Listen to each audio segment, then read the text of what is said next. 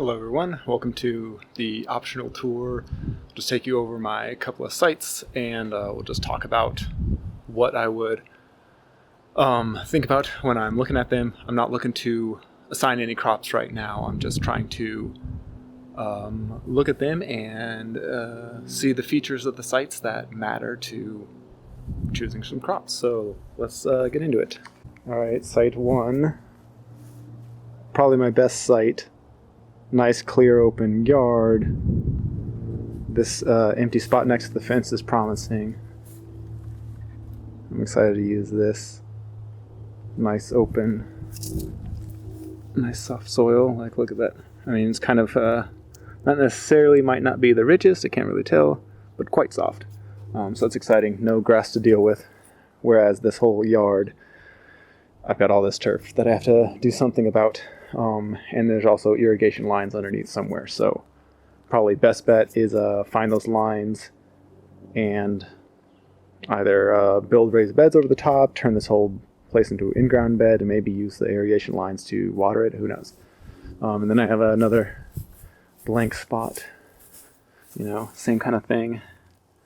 You got to be careful. Cats shit and this kind of thing, but you know. Pretty soft again, like very soft. Not necessarily the richest, but no problem, no big deal. Kind of moist a few inches down too, so that's promising.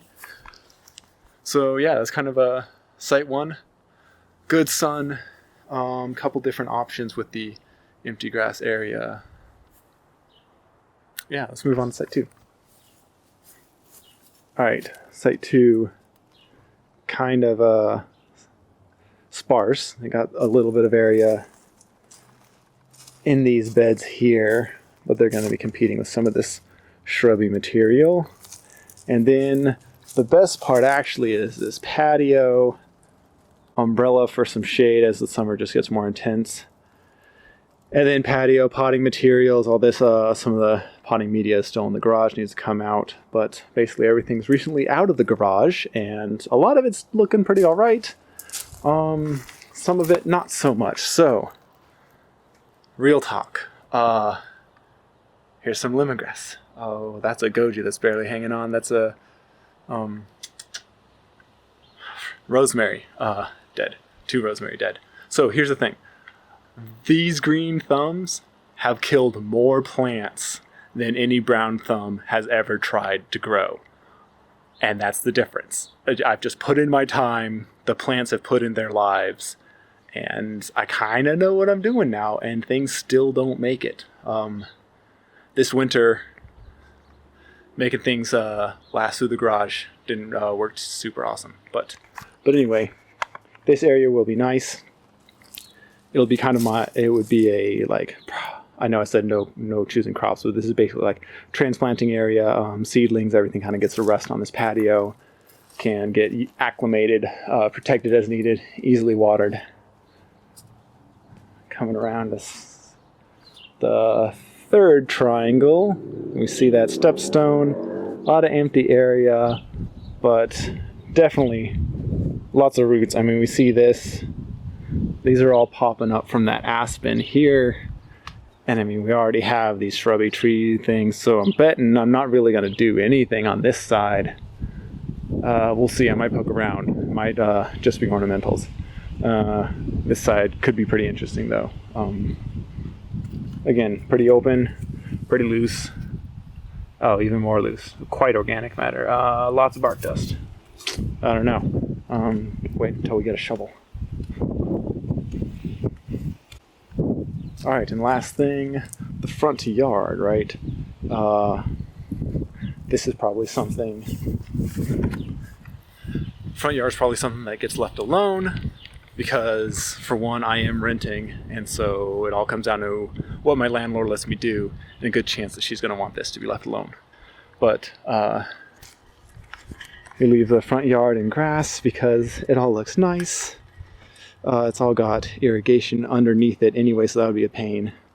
And honestly, this grass just looks better than the backyard, and so I kind of wouldn't mind letting this be just a nice little thing. Plus, it's poorly designed anyway. Depending on how close this car parks, you're basically walking up and through this here. And so again, if this was my place, I would redesign this whole portion and make it a little bit more like pavers or something. Last thing we've got, a little spot of land here. Again, probably be ornamentals.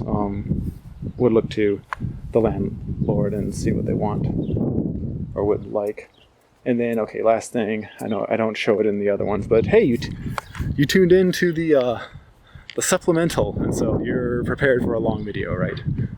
All right, so again, more grass is right on the side of getting out of this car, so it doesn't really lend itself to putting raised beds here, say. That wouldn't work super great. Then as we get up, this wouldn't be this could be kind of nice to use, but I just kind of left it out because again, it's just too much, trying to give you examples. I've already got 4 different triangles that I'm trying to explain in all these videos, so leaving this side out, it just makes it easier. Did a lot of weeding, a lot of stuff is dead, a lot of new ones coming up. And this is the other reason to leave it off. It's so rocky. Like inches. Well, they actually did it pretty well. Looks like a couple inches deep. Except when it comes up to the edge, it starts getting sandy and then it turns into this grass. So this is obviously always a problem area. But yeah, we leave this alone because who wants to deal with rocks, right? At best, this could maybe be some overflow. I could put planted, potted things up along the edge of the house. Might be a nice little sheltered area from some of the other weather. But that's the other thing, is this area is quite sheltered all the time. I mean, it's in shade now.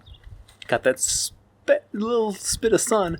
But then it's in shade most of the morning, most of the evening. It's just right here between these 2 houses. So, it's already been abandoned to gravel. So kind of, what am I going to do?